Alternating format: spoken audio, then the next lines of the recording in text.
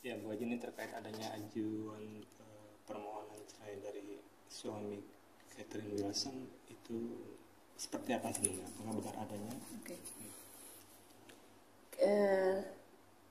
Nama tersebut ada ya masuk ke sistem informasi penelusuran perkara. Setelah kami teliti dan kami cek, ada nama tersebut digugat oleh suaminya yang bernama Idham Maseh. Idham Maseh dengan perkara cerai talak. Cerai talak ini diajukan di tanggal 9 Oktober 2023 dengan nomor perkara 3455 PDTG 2023. Yang agenda sidang perdananya nanti di tanggal 23 Oktober. Hari apa tuh? Hari Senin ya. 23 Oktober ya, 2023 itu. Jadi pemohon atau suaminya itu mengajukan permohonan secara langsung tanpa didampingi oleh kuasa hukum, sendiri dia mengajukannya. Ada gugatan lain Bu selain cerai? Di dalam gugatan tersebut hanya berisi tentang permohonan untuk diberi izin menceraikan istrinya aja. Nggak ada gugatan lain selain hal itu. Bu, yang menjadi bahan pertanyaan kita adalah alasannya kenapa?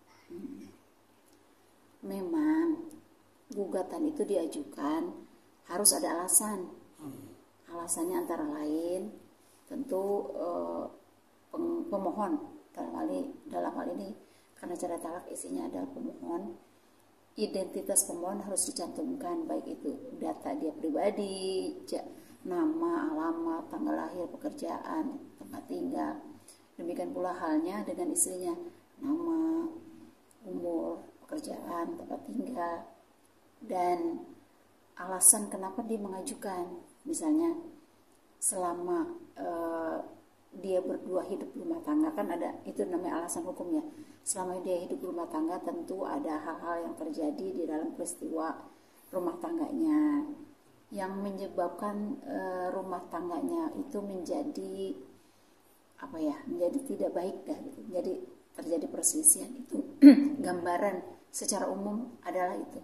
Jadi untuk secara spesifik alasan apa sih sebenarnya masih perlu waktu gitu ya untuk saat ini karena baru masuk perkaranya. Jadi itu yang dapat kami sampaikan. Bu, apa sih yang membuat penggugat ini tidak mau didampingi dengan pengacara, lebih milih untuk mengajukannya sendiri gitu, untuk menjalani prosesnya sendiri gitu. Kami kan nggak tahu itu, yang jelas semua pihak baik secara prinsipal langsung atau didampingi kuasa hukum itu pengadilan hanya nerima, sifatnya pasif menerima gugatan baik itu langsung prinsipal atau didampingi kuasa hukumnya, terserah para pihak. Mau didampingi kuasa hukumnya nanti didaftarkan secara elektronik atau e-court, atau mendaftarkan secara langsung gugatan mandiri juga bisa, atau mereka berkonsultasi di pos bakum atau pos bantuan hukum yang telah disediakan oleh Pengadilan Agama Jakarta Selatan juga bisa. Jadi ada berbagai macam cara untuk mengajukan gugatan atau permohonan ke Pengadilan Agama Jakarta Selatan ini. Ada gugatan harta goda gini? Nggak ada, hanya itu aja. Kalau untuk tanggal 23 Oktober nanti sidang perdana itu agendanya apa Bu? Seperti biasa yang namanya sidang perdana itu adalah perdamaian. Jadi para pihak pemohon sebagai suami dan termohon sebagai istri dipanggil oleh pengadilan untuk hadir di muka persidangan. Nanti di persidangan akan didamaikan. Dengan kata lain mediasi gitu. Pertama didamaikan dulu di muka persidangan, dua-duanya disentuh hatinya agar kembali membina rumah tangga seperti halnya dulu kala. Lalu dilanjutkan dengan proses mediasi. Jadi mediasi disediakan oleh Pengadilan Agama Jakarta Selatan dengan mediator baik hakim maupun non hakim. Jadi masuk dulu ke persidangan didamaikan oleh majelis hakim. Itu diwajibkan datang untuk tergugat dengan. Iya, secara prinsipal itu wajib. Baik dia itu langsung maupun dia didampingi kuasa hukum atau advokat. Walaupun didampingi advokat, tetap pihak prinsipal pemohon atau penggugat dan termohon atau tergugat wajib hadir di muka persidangan. Bu, di dalam berkas itu usia pernikahan mereka baru berapa lama sih, Bu? Yang jelas kalau pernikahan kan mulai 2022 ya. Itu. Intinya itu. Tidak ada anak ya Bu berarti ya. Enggak.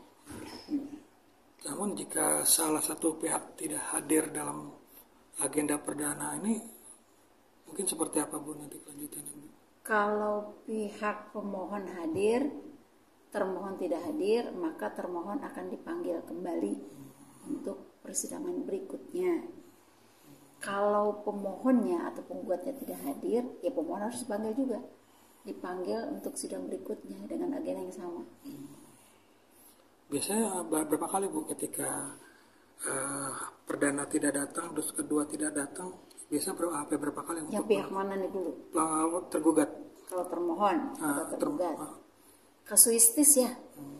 Kalau misalnya sidang perdana dia nggak hadir, sidang kedua nggak hadir, kalau dia beralasan hukum, misalnya dia sakit atau dia pokoknya alasan yang dibenarkan menurut hukum, itu nanti akan dipanggil lagi. Jadi jelas ketika sidang pertama nggak hadir, sidang kedua akan dipanggil untuk sidang kedua. Kalau beralasan hukum maka akan dipanggil untuk agenda persidangan selanjutnya. Kalau yang kedua nggak hadir maka akan diperiksa itu gugatannya. Gitu. Akan diperiksa si pemohonnya atau penggugatnya tersebut. Oke. Terima kasih Ibu.